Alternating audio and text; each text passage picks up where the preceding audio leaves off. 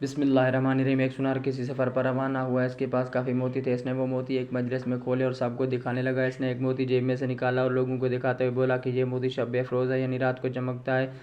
जब इसने सामान समेटा और उठकर जाने लगा तो एक चोर इस मजलिस में बैठा था। पूछने लगा, जनाब कहाँ के इरादे हैं? सुनार ने जवाब दिया, मुंबई जा रहा हूँ। चोर ने कहा, इत्तेफाक देखे ना, मेरा भी वहीं का प्रोग्राम है, चलें मिल के चलते हैं। अभी सुनार भी समझ गया कि ये मेरा हम सफ़र नहीं है, ये इस मोती के पीछे है, लेकिन समझदार था। कहने लगा, आओ चलते हैं। दोनों मिलके चल पड़े। सारा दिन सफ़र किया और शाम को जब सोने लगे तो चोर ने अपनी मस्किट वगैरह जो कमीज़ के ऊपर पहनी हुई थी उतार कर एक अलहदा जगह पर लटका दी।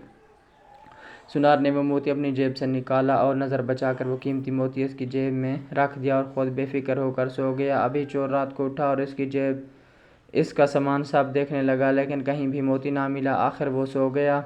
सुबह उठते ही सुनार ने नज़र बचाकर वो कीमती मोती इसकी जेब से निकाल कर अपने पास रख लिया। जब चोर उठा तो इसने नाश्ता करते हुए सुनार से बातों बातों में पूछा कि वो तुम्हारे पास जो कीमती मोती था वो कहाँ है? रात को चमक भी नहीं रहा था। सुनार ने मोती जेब से निकाल कर दिखाया और कहा, ये तो मेरे पास है। चोर हैरान हो गया। मैंने इसकी पूरी जेब छान मारी लेकिन मुझे ये ना मिला, लेकिन इसने अभी जेब से निकाल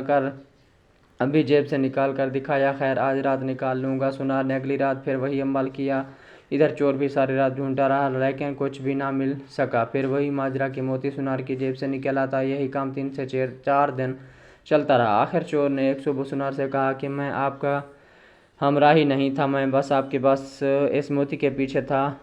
आज मैं आपको उस्ताद मानता हूँ, आप मुझे बताएं कि आप ये मोती रखते कहाँ थे? उसने कहा, मियाँ तू औरों की जेबें टटोलता रहा, कभी अपनी जेब में भी हाथ डाला होता? आज हमारी मिसाल इस चोर की सी है जो लोगों के ऐब ढूंढता फिरता रहता है और कभी अपने गिरबान में झांक कर देखता तक नहीं। हमारी ये आदत बन चुकी है कि हम हमेशा दूसरों की गलतियाँ ही ढूंढते रहते हैं, कभी अपने आप को नहीं ढूंढते, कभी भी अपने आप पर नज़र नहीं दौड़ाई।